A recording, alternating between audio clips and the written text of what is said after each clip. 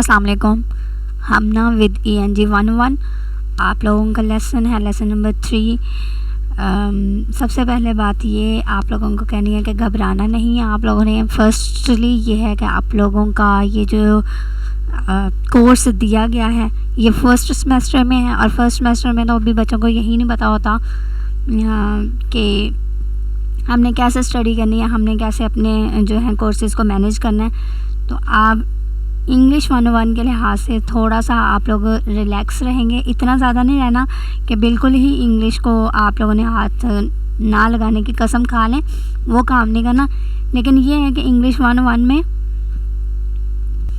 आप लोगों को तकरीबन वही चीज़ें बताई जाएंगी जो आप लोगों ने पहले पिछले प्रीवियस ईयर्स में पढ़ते आए हैं या आप लोग करते आए हैं। मतलब एसेस कैसे लिखने हैं, कोई आपको पैराग्राफ दे दिया जाए उसमें मेन टॉपिक क्या है, मेन आइडिया क्या है, ये वाली चीज़ें आप लोगों ने काम इसी तरह के करने हैं। पिछले लेसन में वावल्स वगैरह आप लोगों को बताए गए थे।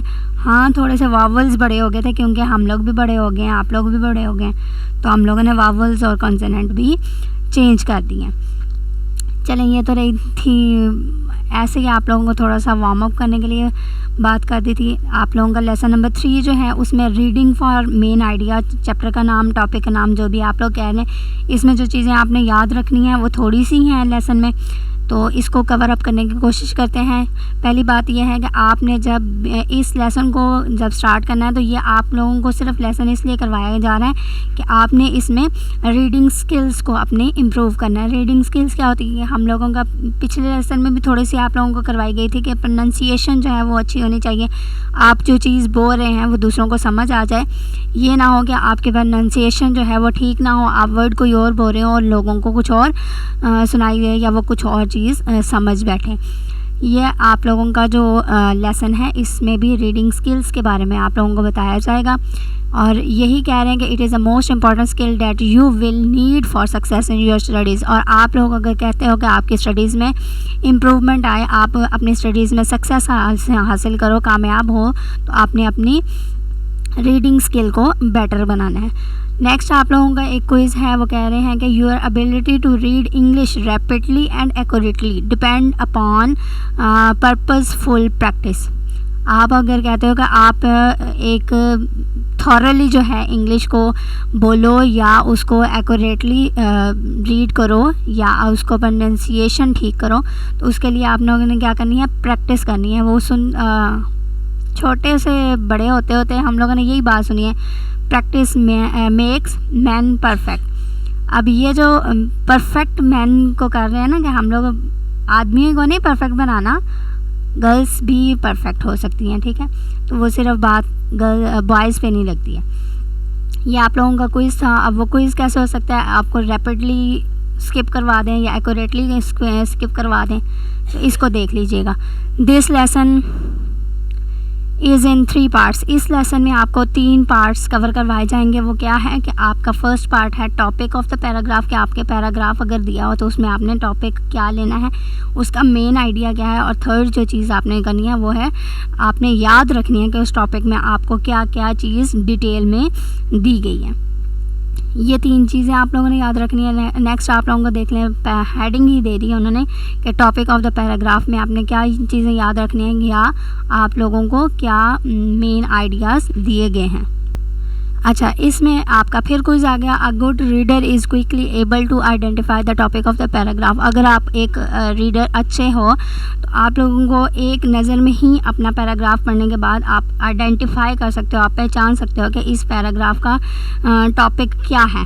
या अब जैसे मैं आपसे कोई बात कर रही हूँ तो मेरे कहने का मकसद या मेरी बात करने का मकसद जो है वो आप अगर एक अच्छे माइंड रीडर हो, एक चीज़ को समझ सकते हो, तो आपको पता चल जाएगा कि हाँ जी मैं किस मकसद के लिए आपसे बात कर रही हूँ या कौन सी बात मैं कहना चाह रही हूँ, और उसको मैं घुमा घुमा के कहना चाहूँगी। इसकी मिसाल ऐसे ही है इस लेसन की कि आप लोगों को सीधी बात नहीं बताई जाएगी, घुमा घुमा के बात बतानी है, हिंट्स आपको दिए जाएंगे और आपने उन हिंट से अपने मेन चीज़ तक पहुंचना है।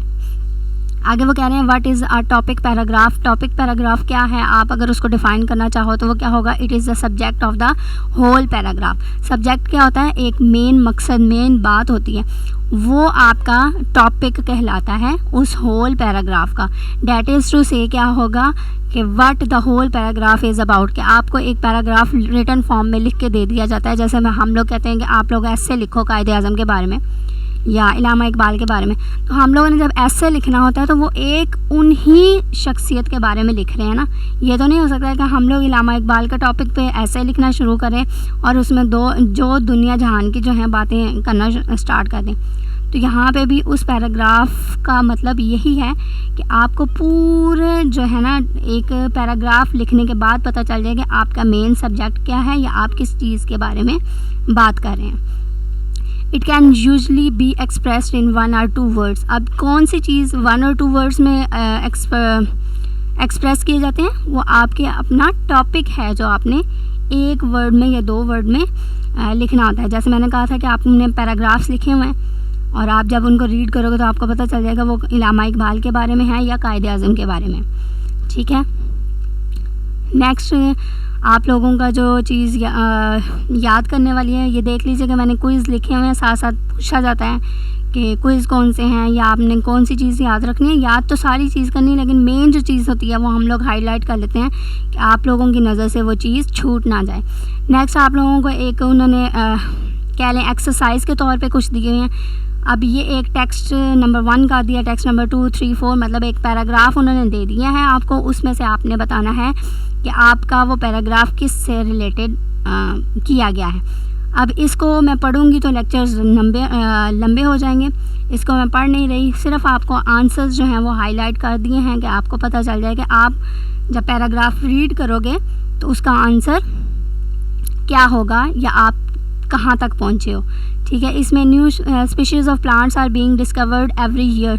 अब यहाँ से ये पहली लाइन पढ़ने के बाद पता चल गया कि हम लोगों ने प्लांट्स के बारे में पूरा पैराग्राफ जो है इसको रीड आउट करना है या प्लांट्स के बारे में लिखा हुआ है। अब जो मेन टॉपिक है वो क्या है, importance of classifying new plant species.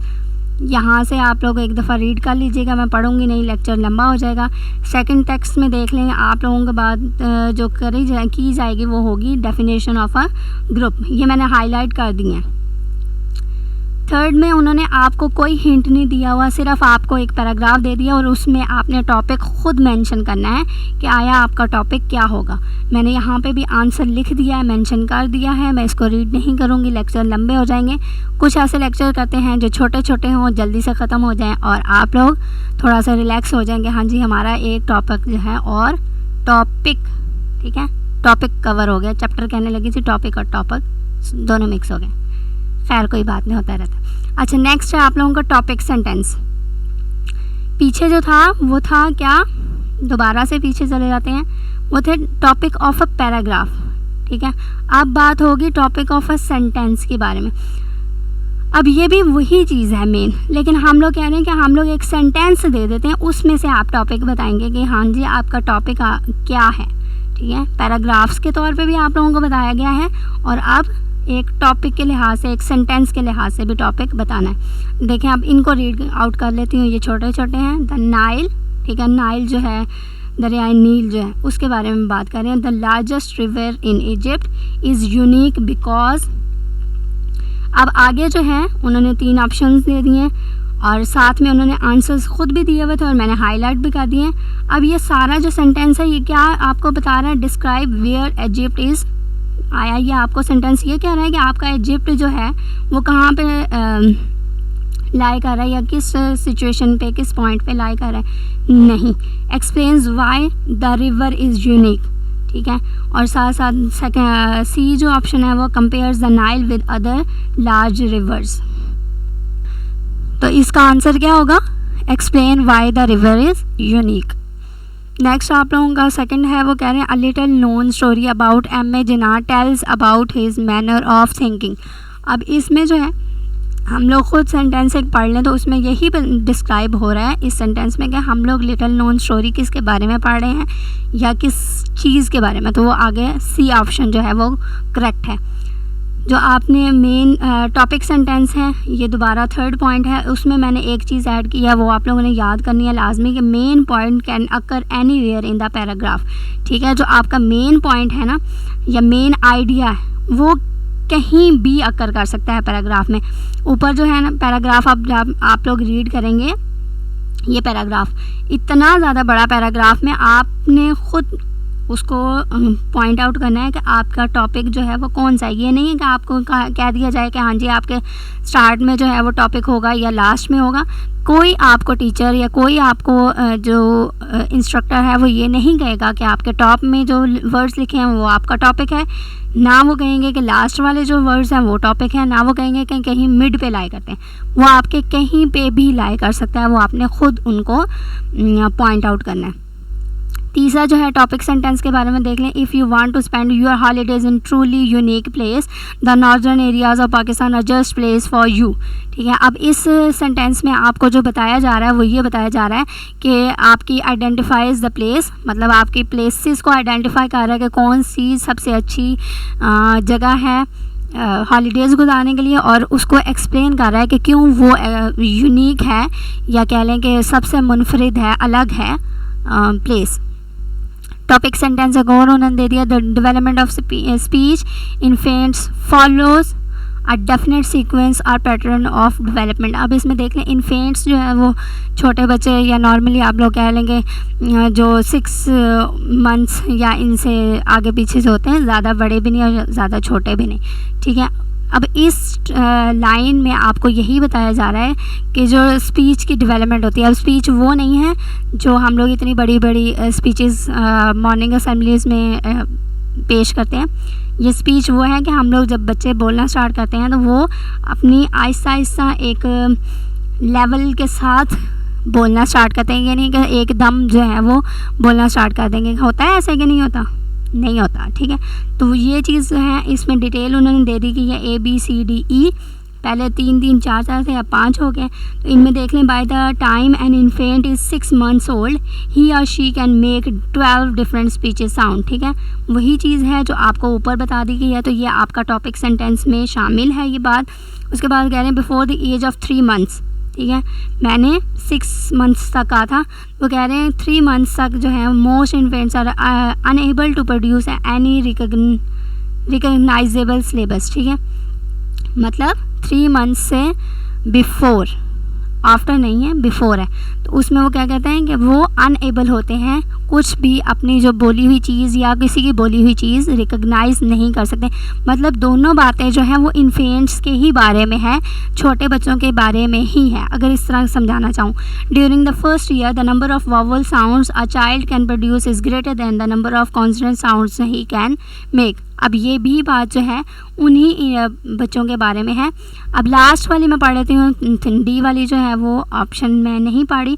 Parents often reward the first recognisable word a child produces bye smiling और स्पीकिंग टू द चाइल्ड। अब ये जो बात है ये बिल्कुल अपोजिट है आपके इस सेंटेंस में। वो कह रहे हैं कि पेरेंट्स को चाहिए कि वो बच्चों को रिकग्नाइज जो बोलने हैं वर्ड्स उनको रिवार्ड दें, जो चीज़ वो सीख रहे हैं उनके अपोजिट जो है उनको रिवार्ड देते रहें।